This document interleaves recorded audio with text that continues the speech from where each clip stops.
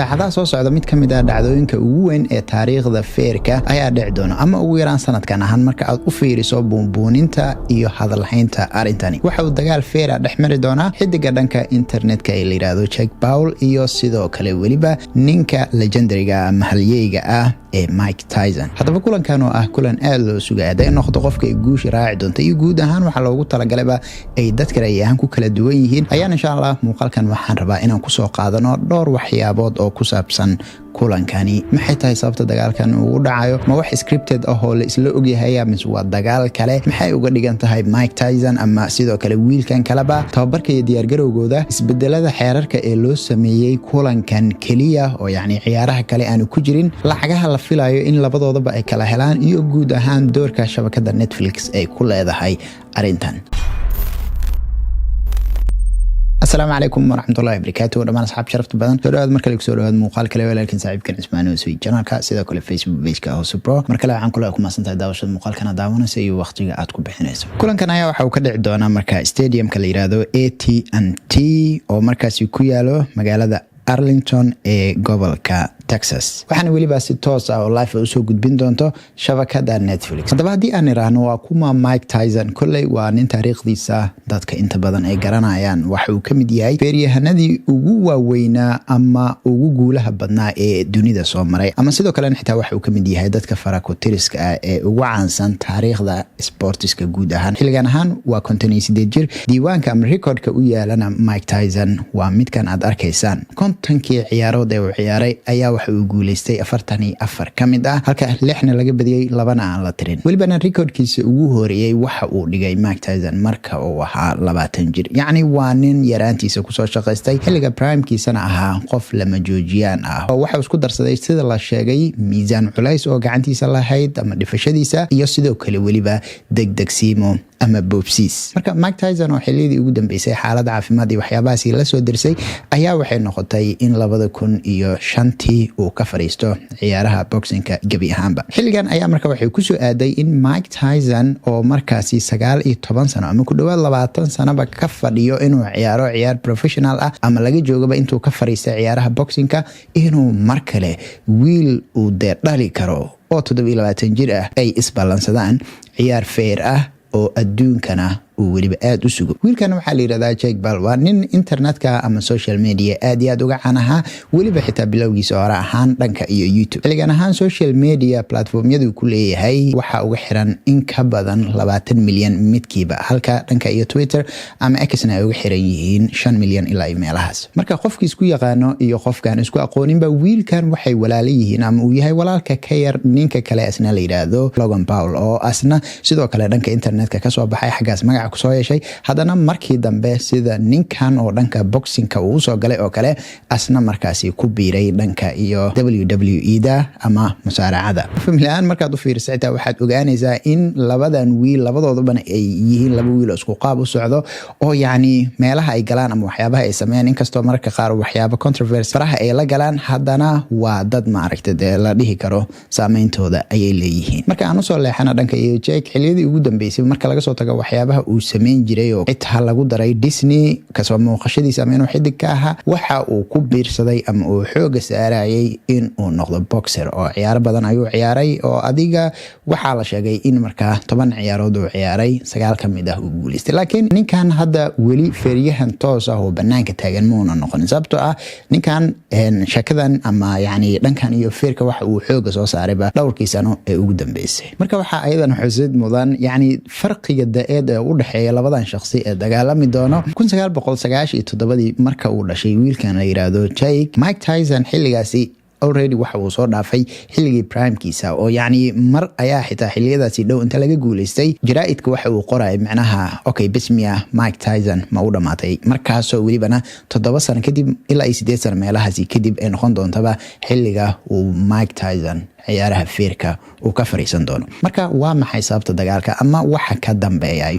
Maadaama wiilkani uu yahay qof shacbiyad badan haysto, dad badan ay ku xiran yihiin oo maaragtay saameyntiisana wato, uu aadna u jecel yahay xilidii ugu dambeysana uu active ka ah dhanka iyo boxingka oo maaragtay feeryahana kala duwan, qaar fariistay ama qaar hadda soo baxay, waxyaabahaasna uu balansaday. Sidoo kale dhanka iyo Mike Tyson xilidii ugu dambeeyay yani kulay uu ahaa qof active ah oo la arkayo social media lagu arkayo. Taas gudaheedii ayaana markaa waxa laga arkay marka la isku geeyo Mike Tyson magaciisii hore iyo maaragtay taariikhdii iyo waxyaabaha uu dhigay iyo ninkan saameyntiisa xilligan hadda la joogo ahaan in wadartooda ama inay ciyaaraan ay noqon karto mid dhaqaale badan laga soo xareyn karo.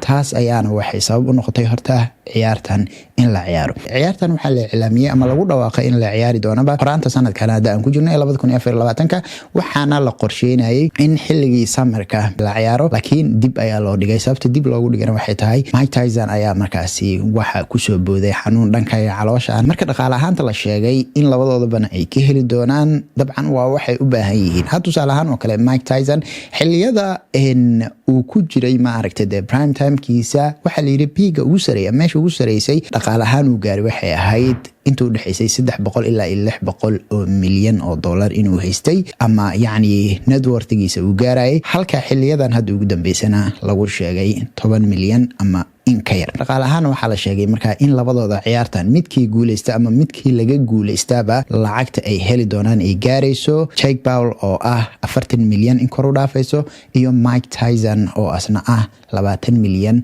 oo dollar in kor u dhaafayso. Yani dad badan oo wax ka qabo way jiraan oo leh ciyaarta waxa shidayo oo qiimahaas u yeelayaba waa inuu Mike Tyson ciyaarayo sababta ninkani jibaarkiisa loo siinayo maxay tahay, laakiin haddana waa sida ay tahay. Dhanka iyo tababarkooda markaad fiiriso Mike Tyson ayaa waxaa la arkay markaa in oo isbuucyo gudahooda uu sameeyey transformation jir ahaan iyo weliba stamina ahaan qaabka uu train gareynayo markaad fiiriso, halka sidoo kale Jake Paul xitaa sidaas uu sameeyay. Labadooda waxaa la arkay markaa dhanka social media ay hadallo isku dhaafsanayeen oo Mike Tyson uu mar walba leeyahay yani waan ku garaaci doonaa ama dhulkan ku dhigi doonaa oo kale, yarka kale asna uu leeyahay yani aadan ku ixtiraamaya laakiin kulankaasi waa ka adkaan doonaa. Haddana laakiin guud ahaan marka la isku daro kulankani ma noqon doono kaliya mid friendly ah, yani inuu scripted yahay waxyaabahaas dadka sidee u arkaan oo soo soconaay, laakiin waxa la sheegay kulankani in lagu dari doono diiwaanka Mike Tyson oo looga dhigi doono 51 haddii uu guuleysto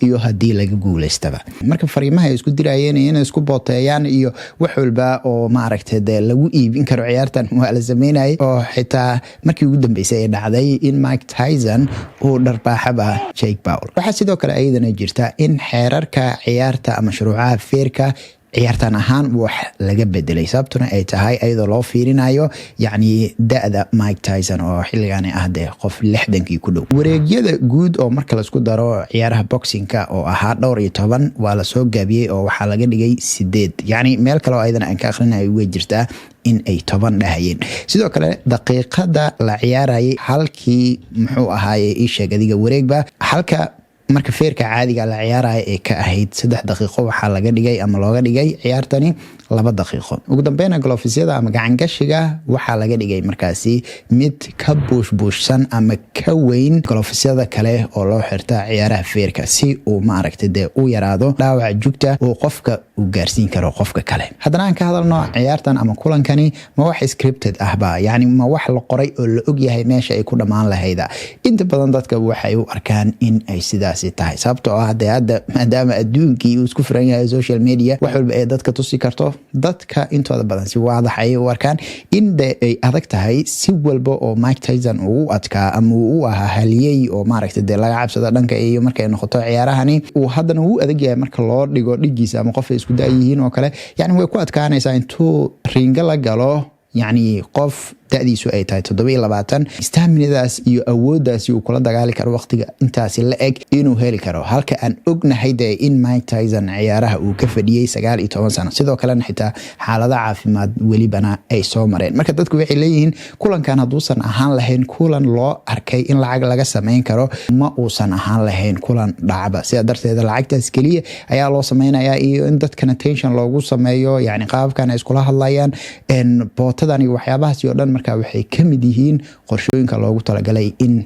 kulankani lagu suuq geeyo ama lagu iibiyo si dhaqaalaha ka soo xaroonayo kor loogu qaado. intaas marka laga soo tago haddana ayaga ahaan waxay dadka uga dhigayaan in kulankani uu yahay kulan dhab ah oo Mike Tyson uu rabo inuu muujiyo in weli uu awood leeyahay uu nool yahay oo uu kulan guuleysan karo isagoo 58 jir ah.